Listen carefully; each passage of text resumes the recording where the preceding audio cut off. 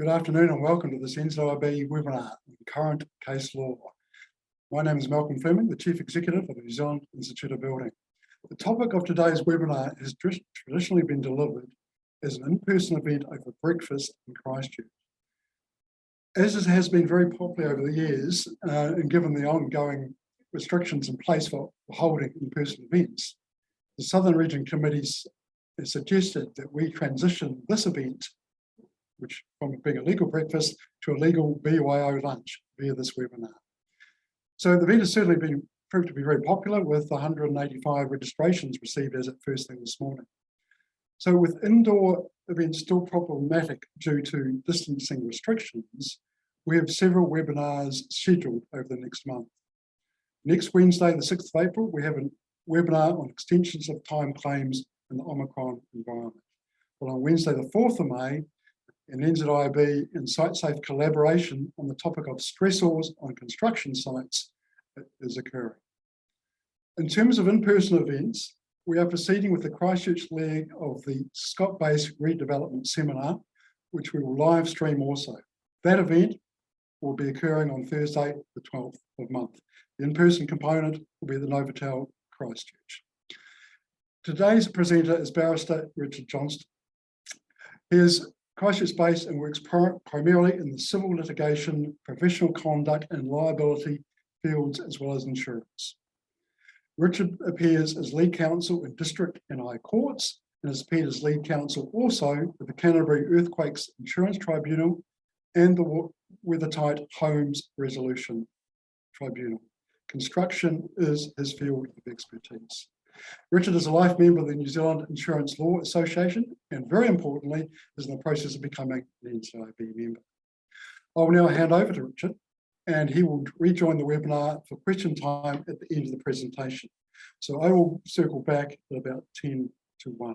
Please submit your questions which I will ask on your behalf via the platform tools. A welcome to Richard. Thank you, Malcolm. I'm just loading. Hopefully that's coming up. And you can hear me? I can hear you, Richard. Right. Good afternoon, everybody, and hopefully you're enjoying your BYO lunch. Normally I'm presenting with people eating bacon and eggs or similar, so that'll make a change of diet today. The case law update, I've grabbed a smorgasbord of some topical cases in the last 12 months, one of which has come from the UK, and I think hopefully you'll find these of some interest and some education information for your relative businesses. The first case is one out of Christchurch, a decision in the High Court late last year, KME Services and CPB contractors, the electrical services subcontract to the Christchurch Hospital project. I've set out on the slide the timeline that was involved.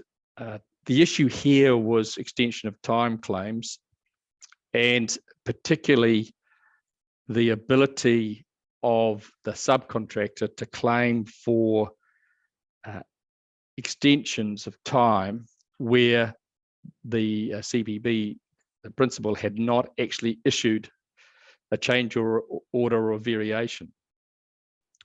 So the final completion was 3.5 years on November 2019. The project, as I understand it, limited information in the case itself, was to be just over 2 years. This was an allegation by KME, the subcontractor, that the principal had failed to coordinate the trades affecting its ability to deliver the electrical services, denying KME access and failing to provide timely responses to inquiries, requests for access, and for claims. During the course of the project, CPB had issued one change order in about November 2017 and also 2 unilateral extensions in accordance with its power under the contract. I'll take you to the clauses shortly. KME made 2 additional extension of time claims for what it called as excusable delays. Both of those claims were rejected by CPB, and it came to a dispute before the court. KME had issued proceedings and claiming that CPB should have exercised its contractual discretion to grant the extensions of times claimed. Substantial amount at issue here. The 2 claims came to an excess of $10 million. So essentially what was at stake here was KME saying CPB should have issued unilateral extensions. This was an application by CPB to strike out the KME claim. It was before an associate Judge Lester. It's an argument on the pleadings, and this is our first base assessment of the claim. To survive the strikeout, KME had to be able to show it had an arguable case. There's no evidence, as I say, it's simply on the pleadings. Briefly, the clauses you'll expect were extensive, but the provision for which KME was claiming is that the contract is only entitled to an extension of time if all of the following requirements have been satisfied, the primary one being a delay is an excusable delay. And the only reason an excusable delay could be found was if there was an act of prevention. Essentially, that is a CPB breach of contract or a variation or suspension directed by CPB. The relevant provision KME were relying on to say that CPB should have made a unilateral extension is subclause 7. CPB may, in its absolute discretion at any time and from time to time and for any reason by written notice to the contractor, unilaterally grant an extension of time to the date for substantial completion. So the key words there are CPB may, in its absolute discretion. It's only CPE makes the call. KME argued that CPB's absolute unfettered discretion had to be exercised honestly and fairly. This is drawing on a principle of common law that what's called the default rule, that any contractual discretion must always be exercised honestly and fairly. It should not be exercised capriciously or dishonestly. And from that, KME were arguing that that meant CPB should have exercised the discretion. It's not, in this case, it wasn't about how it exercised, rather it was that it should have taken the step of granting an EOT in response to KME's requests or claims. It was held by Judge Lester, Associate Judge Lester, that the default rule cannot apply under this construction contract for a number of reasons, primarily related to the express provisions of the contract. Firstly, there was an entire agreement clause. Now, an entire agreement clause can come in many forms, but essentially that says the document on which the contract is recorded stands alone. So any prior discussions are not to be taken into account, and subject to what the description of the relevant documents to the contract are, you don't go beyond those. So His Honour said that you cannot draw in this default rule because of the entire agreement clause. Not an absolute knockout, but it argues against any other principles coming into play. Secondly, applying the default rule would be inconsistent with the express terms, and in particular, a provision that CPB was expressly obliged to apply good faith to its actions. So the judge said, because there was this provision obligation to apply good faith. That governed the obligations of CPB, and you didn't need to draw on this implied or common law principle of default rule. The other argument for KME was that there was an implied term that CPB was required to allow sufficient access for KME worksite, and so it could manage, and that it would manage its contractors and program to enable KME to perform the contract. For the similar reasons to the default rule, His Honour found that the implied term argued for could not operate, primarily the entire agreement clause. And I note, I've put a quote there in my slide, the fact that clause 28 does not of itself entitle KME to costs associated with any time extension was a deliberate apportionment of risk. To imply terms giving rights to damages where the delay is caused by CPB is inconsistent with that risk apportionment. So the point there, an absolute discretion for the principal whether to grant an extension of time or not. It's not obliged to. It was its sole call about whether one was granted, and the fact it didn't couldn't be used by way of an implied term to count against it. There was a small measure of success for KME.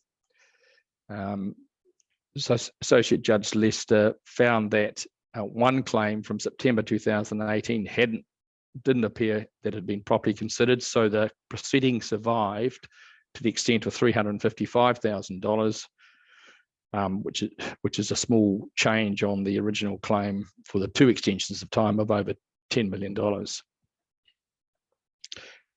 KME were then invited to replead the claim as to the 355. So this is a significant case in the sense that the express terms of the contract were used to knock out a claim saying there was no possibility of succeeding. The case was not even arguable against the express terms.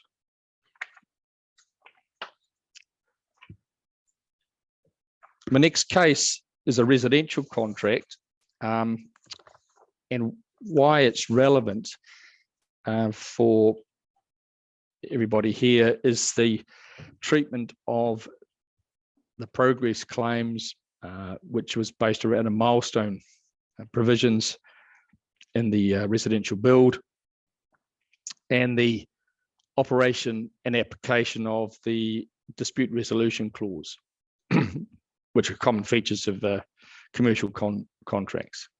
So in this Havelock North house, there were milestone payments, two of which were described as a closed-in milestone and a lined milestone. And upon each milestone being achieved, the builder was entitled to issue a progress claim. There was a contractual obligation on the builder to maintain a continuous program through until completion. And I highlight that provision because that turned out to be very important in the judge's decision. This case came before the Court of Appeal, as I've noted on the slide. It's followed on from a decision of Justice Grice in the High Court, and in turn, prior to that, the District Court. So this case had already been through 3 levels of courts. Briefly, what happened in March 2016, Jade, the builder, suspended works, had locked the house, denying the owners access. The real issue was about the closed-in milestone. The builder issued its claim at a point where the exterior plastering work had not been completed. Its subcontractor had not been able to complete the works because they were unwell and quite badly unwell. A new subcontractor was found after some time, but their quote for the works was twice the price. A dispute arose between the homeowner and builder over who should pay that price difference. The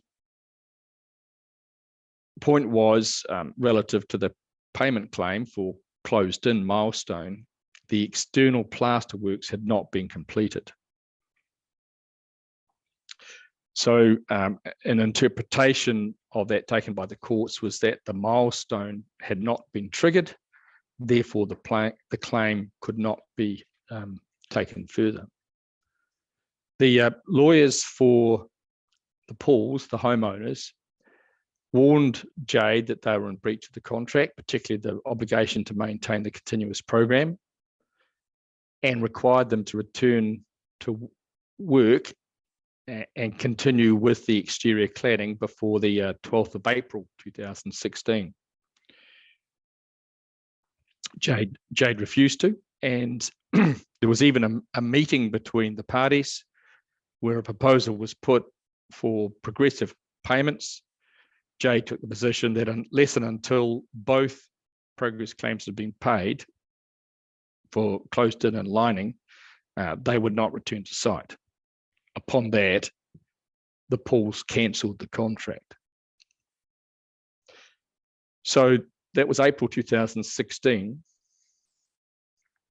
And late last year, when the Court of Appeal got hold of this case, after, say, 3 stages, and the hearing was in June 2020, so the best part of 4 years after the dispute first arose.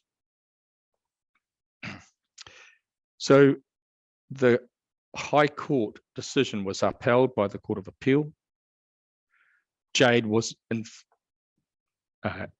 fact, or practically not contractually entitled to demand or insist on the 2 installments because the milestones were not actually achieved.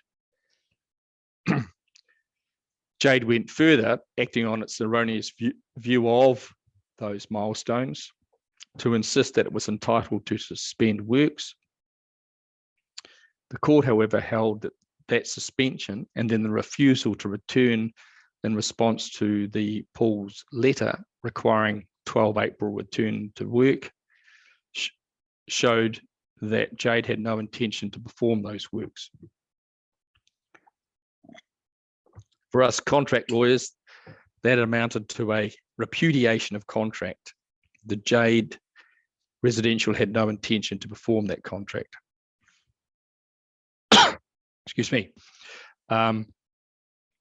So the Jade also crafted an argument saying that before they acted to cancel the contract, the Paul should have undergone the dispute resolution provisions, which was, of course, in the normal terms, to meet in good faith and use best endeavours to resolve the dispute. There was, in fact, a meeting, but Jade said they hadn't sought to resolve the dispute. Jade's view was there needed to be some money paid across. The court held and upheld on appeal that the cancellation was valid because of Jade's statement that it would not return to site and failed to do so before the date which the court held to be reasonable. So the outcome in that case was that Jade were not entitled to claim the 2 installments, and the case was referred back to assessment of what it was entitled to recover for those milestone payments. So a lot of money has been spent on hearings and appeals to get to that outcome.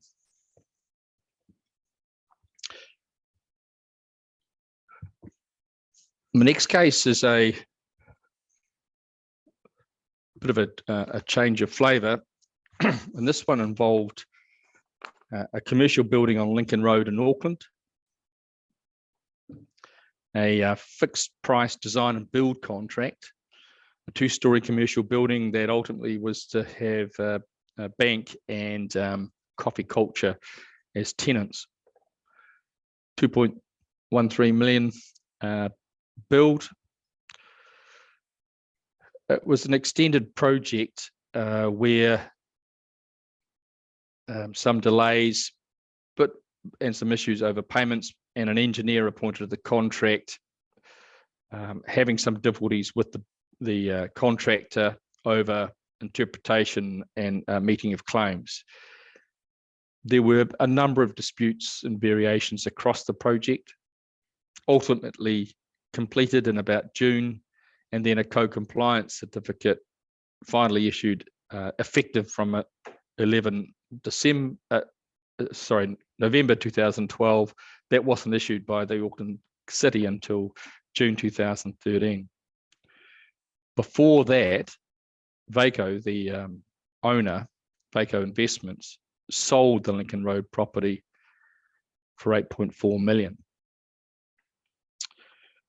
The principal of Vaco Investment made a number of payments of Vaco funds from those proceeds of sale, a collection of which were made to family and business interests of Mr. Arnerich himself. At that time, the final progress claims and variations and an extension of time claim from DHC had not been finalised. There had been a decision by the engineer, but that decision had been challenged by the contractor. Mr. Arnerich then moved to place Vaco into voluntary liquidation.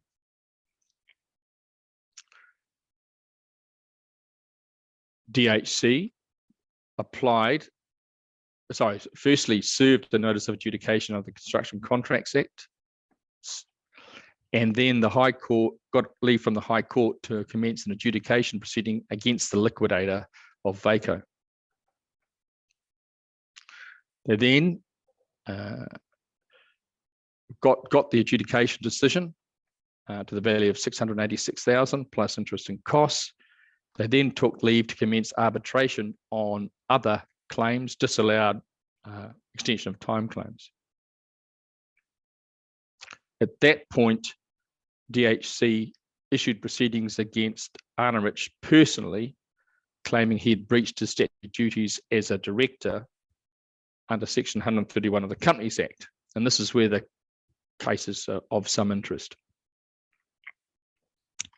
Under that provision, there's a general duty of an obligation on a director to exercise her or his powers or perform their duties in good faith and in what the director believes to be the best interests of the company. This is slightly different. Normally, actions under Section 131 are taken by shareholders or other directors within the company. Here, this was a creditor. And the challenge was that Mr. Arnerich had unilaterally and in breach of obligations of good faith distributed funds which should have been kept for payment to DHC as part of the project. Arnerich claimed that he believed, and referencing the engineer decision on the last progress claims, believed that DHC claims lacked merits. And the question for this was whether Arnerich had a genuine subjective view about good faith and what was in the best interest of the company. Was his view of the DHC claims that they lacked merit, was that a valid view, and was it justifiable? Not helping DHC's cause was the fact that it had been somewhat guilty of delay and disorganisation during the process and had been reluctant to escalate into the formal CCA process before Arnerich acted to wind up the Vaco company.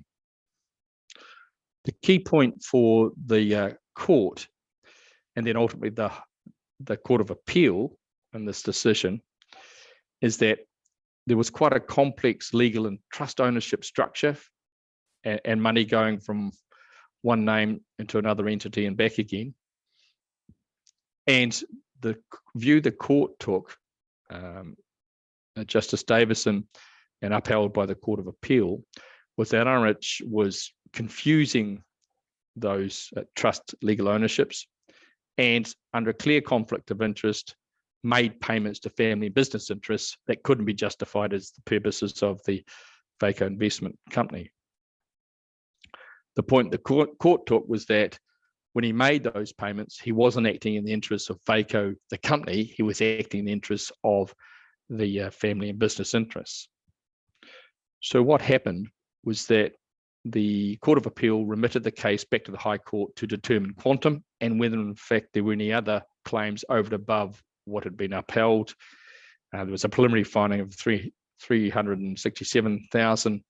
You'll remember the claims were substantially more than that, so there's more work to be done. I don't have an update on where that is, but in terms of the principles here, this is quite an instructive case that even where the company, the owning company goes into liquidation, there's an ability to pursue and recover against the director personally if you can show a conflict of interest, a breach of the obligations as a director under the Section 131. This is quite an unusual case, and I did have a discussion with one of the judges, Christchurch High Court judge that was involved in the Court of Appeal decision. It was a difficult area of law and took some debate in how they would find this. The unusual aspect here, as I said earlier, was that this was a case involving outside interests of the family group, of the company, and a claim by a creditor, not someone within the company. Now, change of scene totally. This is an aerial view of the Mount Pleasant Royal Air Force Base in Falkland Islands. Now, you'll see one main runway that's something to do with the weather, the wind direction, and Mount Pleasant is tucked in on the right-hand side of the photograph, just back a little way. Mount Pleasant is more of a hillock than a mount. You'll expect that Mount Pleasant Base was developed in the aftermath of the Argentine invasion and originally built in 1985 to provide extensive RAF as well as naval and army resources. In fact, there's it can be as many as 2,000 personnel on site together with support staff at any one time. So it's a significant South Atlantic presence for the UK forces. A project was started to construct a new power station at the base, £55 million sterling. Trent Engineering were the principal contractor, and as part of that, they subcontracted to Mott MacDonald for design services. That relationship didn't go well, and very early on there was some disputes about the designs which weren't accepted by Trent, and toing and froing and disputes over payment. They then resolved those issues through a settlement and services agreement, and within that, for covering design work going forward, it was agreed that the consultant Mott MacDonald would have the benefit of a liability cap of £500,000. So the wording, which I've only just summarised there, was to the effect that Mott MacDonald would have the protection for any claim in negligence or worse for $500,000. It couldn't be liable for anything more. The relationship continued to deteriorate, and in the end, Mott MacDonald brought a claim for £1.8 million. Trent counterclaimed, claiming £5 million on the basis that it said the Mott MacDonald had refused to complete design deliverables, failed to provide Trent with native data files and detailed calculations supporting its designs, and failed to carry out independent reviews of its designs. Trent went further to say these were deliberate actions. It was not complying with Trans directions. The court held, this is the Technology Court division of the High Court in the UK, on a summary judgment application brought by Mott, that the liability cap applies to this refusal to perform services, in effect a deliberate breach. The presiding judge said, I return to the crucial point, which is that the clauses with which I'm concerned are set out in clear language capable of covering breaches such as those alleged, and are in a bespoke agreement, one specific to this project contract, avowedly intended to be comprehensive regulation of the parties' future dealings. Now, that's a clear reference to two parties, commercial entities of equal standing, coming to clear terms about how liability and risk would be apportioned between them. And so you look at the wording, the express wording of the clauses, and the UK court held that was in the contemplation of the contracting parties that all breaches, all and any breaches of duty, tort, contract, or even deliberate actions would be subject to this liability cap. And for the court to interfere with that clause would cut across the agreement that had been struck between the two parties. So this was an apportionment of risk provision, and the courts needed to respect those expressed terms. I note the judge's observation and the judgment. It'll be a rare contract where no criticism can be made of the quality of drafting. That's a bit of a lesson for the lawyers around here. But what it does mean is that clarity of drafting will go a long way to avoiding dispute. And if one happens, as happened here for McDonald, it'll shorten the dispute. So summary judgment was granted and the claim was struck out.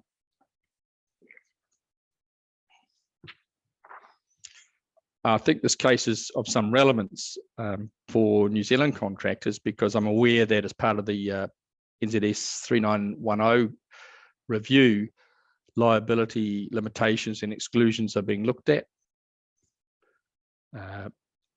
Caps and exclusions are a common feature of introduced clauses, in my experience, covering such things as insurance cover, limits, regimes for confidentiality, intellectual property obligations, also extension of time claims and the liquidated damages aspects.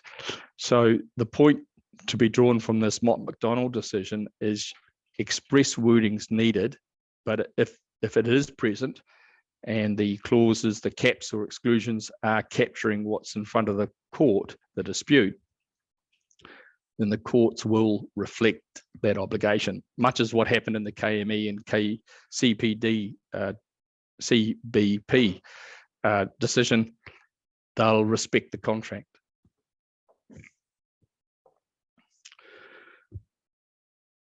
My last case, hoping I'm still on time, Malcolm, is Rebnick Properties in Dobbs. This is a significant house in the suburb of St Heliers in Auckland, and a builder was first approached by Mr. Ring to carry out some works to the external aluminium joinery. The relationship first started in 2007, and there was some sporadic works over a couple of years. But in April 2011, after an exchange of emails in December 2010, Mr. Dobbs and his company Aluminium Repairs Limited were brought in to carry out various works to the exterior, starting in upper level bedrooms and then expanding over the course of the next 2.5+ years into significant works across the exterior of the house, roofs, exterior walls, joinery, and patios. the contract was recorded in exchange of emails. So there was no building contract, with no designs, there was no scope of works. Works just expanded by Mr. Dobbs saying, I think you need to be doing this, Mike, and Mike going, yes, sounds good, go ahead. And fortnightly invoices were issued through until about February 2014.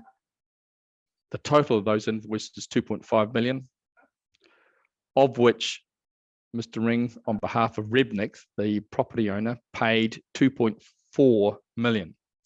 He refused to pay the final 2 invoices.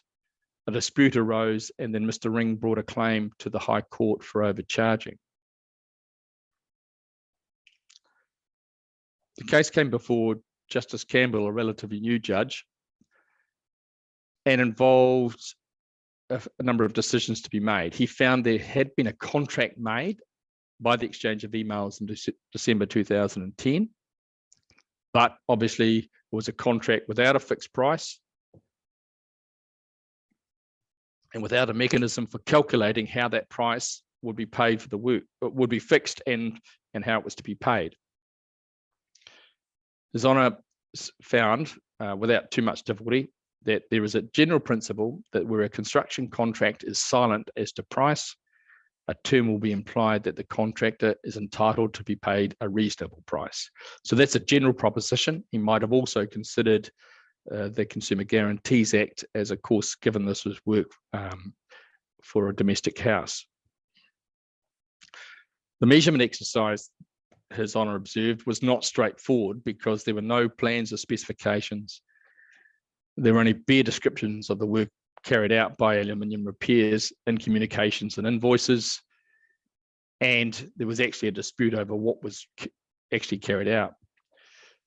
What happened before the court was that Mr. Ring engaged a builder to interpret the communications invoices and to observe the works to draw up a scope. And then each party engaged separately quantity surveyors to develop that scope and price the works. There was a significant range. Mr. Ring argued that he should have only paid the best part of $650,000. You remember the full claim was in fact for 2.53.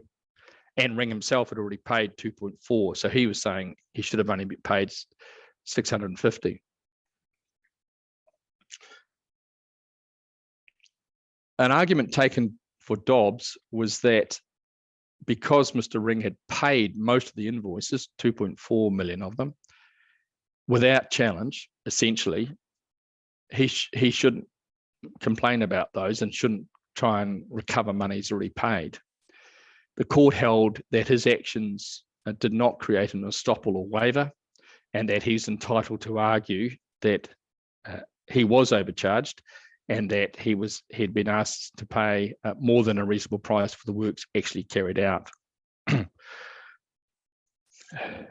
A lengthy exercise for the court to go through and analyse all the different invoices and claims, and also coming into play was the fact that Mr. Dobbs' hourly rate had moved from 50 to 65, then to 75 over the course of the best part of the 3 years.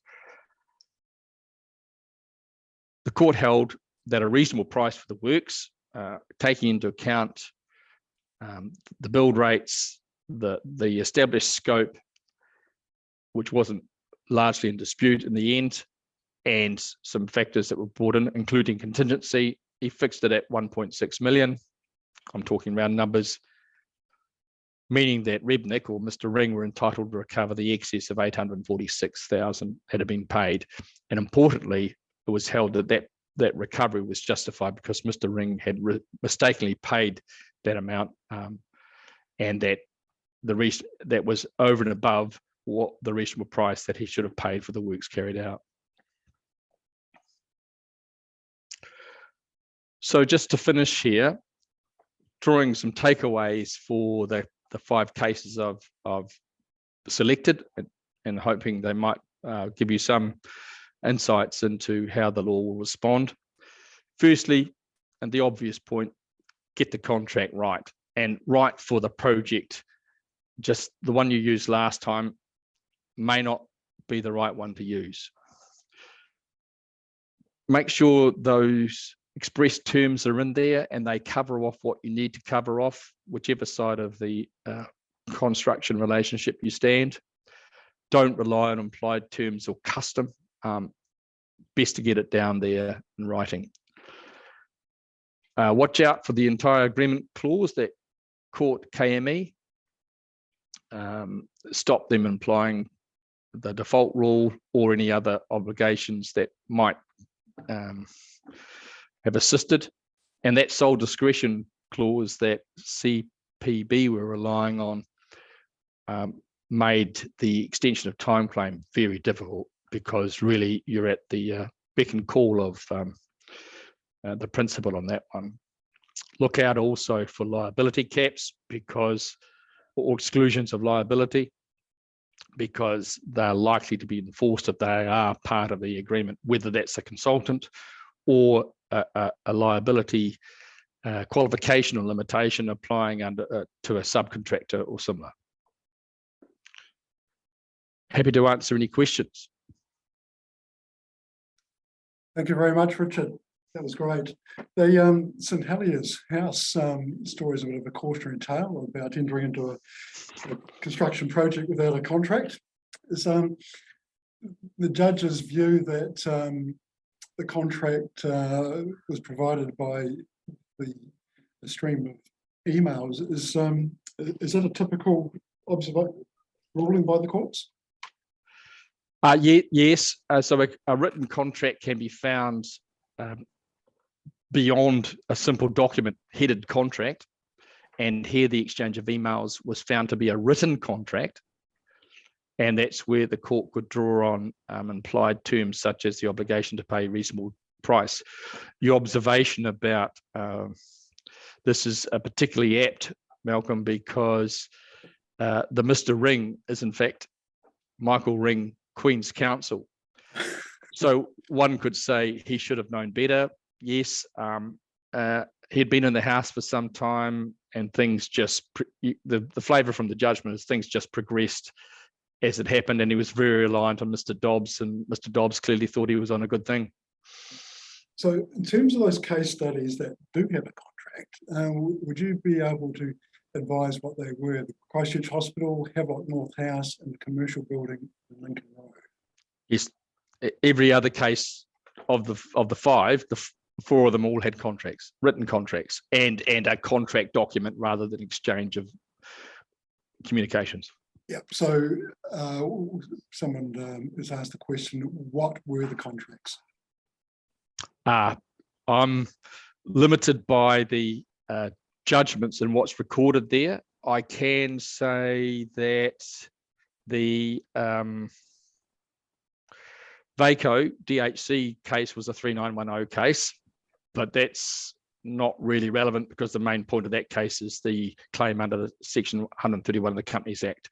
So the contract didn't come into play directly in the judgments, both High Court and Court of Appeal. So if we look at some of those cases, look at the KME versus the CPB. This is the Christchurch Hospital case, $10 million claim from the subcontractor KME. What is the purpose of an entire agreement clause? What's that about? There's a bit of a pet topic of mine. I'm at a dispute counsel, so I get involved when it's all fallen apart. The entire agreement clause comes about when the contract's actually formed, and often there are boilerplate clause stuck in automatically, and I'm always asking, why is it there? So the point of it generally is to exclude pre-contractual discussions where tenders or promotions about ability to do the work might be taken into account, how long it was going to take, all that sort of thing. the agreement stands alone, and that's where the definition of the contract documents is crucial if you've got an entire agreement clause. So the point of the clause is that you can't go beyond that clause, beyond the contract document or documents to find out what the bargain was between the parties and the terms of that bargain. So why should a construction contract have them? Why should it have an entire agreement clause? I think the direct answer to that question, Malcolm, is that that's one way of making sure the parties refer only to the contract document or documents. They can't go beyond that and can't draw in prior letters or other things. And you can't draw on common law principles, whether that's the default rule that KME relied on or otherwise. The reasonable price implication was not available in the KME decision either.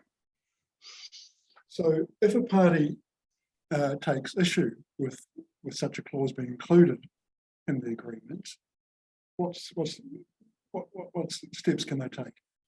That's a negotiating process to work through.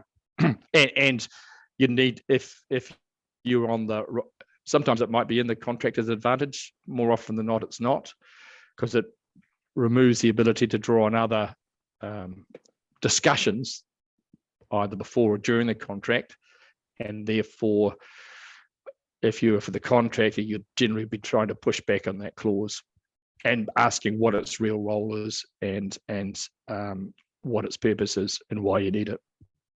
I've just got a quick question here. Did Mr. Ring actually get the refund in the end? St. Heliers House. Yes. I can't answer that. It's not a question I could ring a telephone and ask, actually. I think he was acutely embarrassed by the whole process. Okay, do you want to just turn off your PowerPoint, Richard? I've just got some other questions. It's starting to come through now, which is great. Mott MacDonald versus Trent Engineering. Do judges and arbitrators take a special approach to liability limitation and extension clauses? And if so, why? They do take close attention to these because they are most commonly the cause of the litigation. That's the reason why they're before the court. The key thing there is that they will read down the wording so that the person relying on the clause has the onus of showing that the clause A, applies, interpretation, and B, what its effects are. Does it actually limit the liability or exclude the liability? There's a special wording required in order to capture those provisions. In the Mott MacDonald case, that wording was very clear. It was all or any claims, whether in tort, contract, or howsoever derived, or words to that effect. So that encaptured deliberate actions. Normally, a deliberate action wouldn't be caught. I've got a question here, thank you, about the Lincoln Road project. What part did the engineer of the contract play in assessing the claims, and why, when the ETC is acting impartially, did the principal consider there was still subjectivity following the engineer's decision? Oh, yes. So, sorry, that's maybe my fault in the presentation. So, yes, the engineer had a role in assessing the claims and had actually declined the subject extension of time claims that had been brought. Mr. Arnasich relied on that declinature to say that I don't need to pay anything more to DHC, so I'm winding up my company and distributing its assets. That's a very short version, summary version of what actually happened. The subjective issue was when he made the distributions to the other people, the family members and business interests of his. When he did that, was he acting in the interest of the company when it had a, let's say, contingent liability to DHC? The answer the court came up with was no. Subjectively, he wasn't acting in the interest of company. He was acting in the interest of his associated interests. I've got a question here. Is there any situation in which common law would be relied upon beyond an entire agreement clause? Firstly, it depends on the wording of the entire agreement clause. and the reading of the whole contract itself.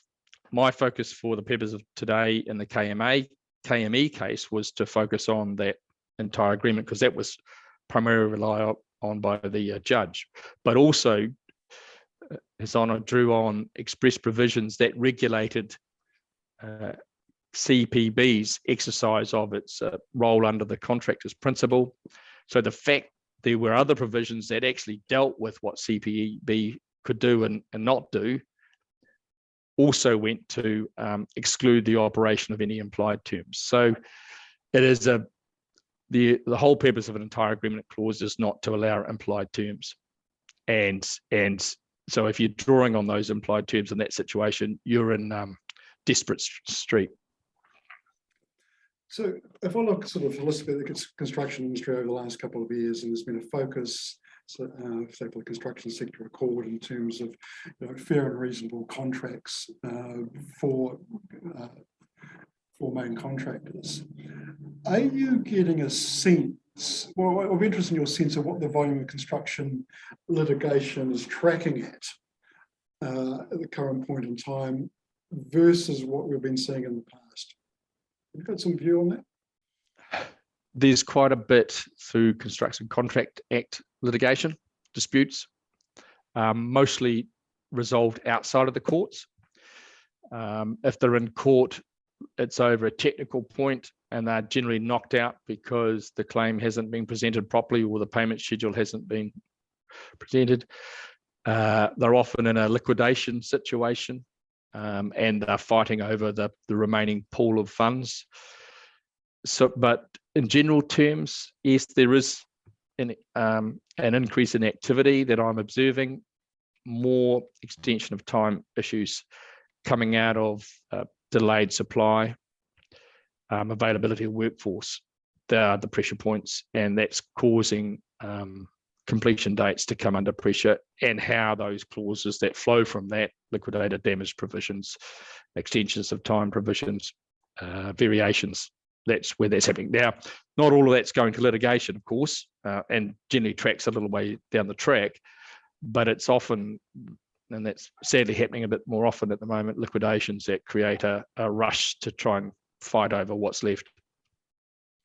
So EOTs, of course, are very much the burning platform for the industry at the moment, with COVID lockdowns from 2020, 2021, Omicron currently affecting ability to have people on site and on supply chains and the supply chain generally. Are we starting to see some of those claims from 2020, 2021 getting in front of the courts at the moment? Not in the courts yet. They're in the Building Disputes Tribunal or under the adjudication claims under the Construction Contracts Act. That's where that's happening. Haven't gone to formal court litigation. I'd observe most of the dispute resolution mechanisms go to arbitration, and you don't get decisions published from arbitration. That's one of the advantages of arbitration over a court process. And I dare say Mr. Ring was wishing he had an arbitration clause in his one of his emails in December 2010. I expect so. Pretty expensive house not to have a contract for. Indeed. Square metre house. All right. Well, I'm just waiting for any more questions to come up. Just a quick reminder to the NZIB members on the webinar that you're able to view this recording and the accompanying PowerPoint on your membership portal. So just on the top essentially time again while I'm waiting for another question to come in, we do have a webinar on that very topic coming up in another week's time. Which I think we've come to the end of the list of questions with 5 minutes to spare. It's unbelievable. Going well. Perhaps the sausage roll's got a bit cold. Needed to move on. That's right. Any sort of passing advice? So in the audience, we've got a lot of main contractors, project managers, design consultants, and there is a sprinkling of clients as well. For those who are putting together documentation for a contract or is pricing documentation and entering into contracts with clients, what's some good sage advice? You've already had a couple of bullet points. Yes. Look, I'm not here to say you should always involve a lawyer. That's not my game at all. But just be careful and think about each of the clauses. And the ones I've highlighted: liability caps, exclusions, as well as entire agreement clauses. Ask some questions about those, and if you need to, get legal advice about how they operate and would operate in different scenarios. You have to think carefully about those provisions, because on the face of the recent decisions, they will be enforced by the courts. So just take care on that contract. The whole point of the contract, of course, is to avoid the dispute getting there into that level, or to regulate it in a way that you can get out of it quickly and cheaply, or more cheaply. And the ideal is not to involve litigation and lawyers if you can. So the care and investment at the start can pay it in the unlikely event, hopefully, that you fall into dispute.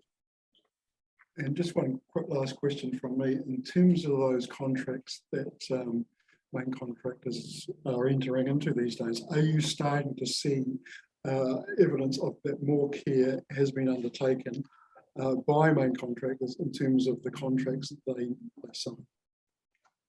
The contracts I see at dispute time, the standard words are almost all qualified or varied in some way. So you're actually reading more of the varied terms, the inserted terms, than the original. So yes, to answer your question, yes, there's definitely a lot more, particularly on the commercial contract side. Great to hear. Richard, thank you so much for your time today. As I mentioned previously, this was originally set down to be, I think, late last year, a breakfast session, and you've been delivering that for a number of years very successfully. It's a much loved event down the South Island, so thank you very much for transitioning there across. Sorry for the BYO lunch situation. When you and I catch up, let's put that to right and have a breakfast. But we do appreciate your time with us today, and we're ending up just a couple of minutes under time. So well done by us. And thank you, Malcolm. Thank you for those joining us today in the webinar. And again, the material will be on NZIB members' platforms. Have a great afternoon. Thanks, Richard. Take care.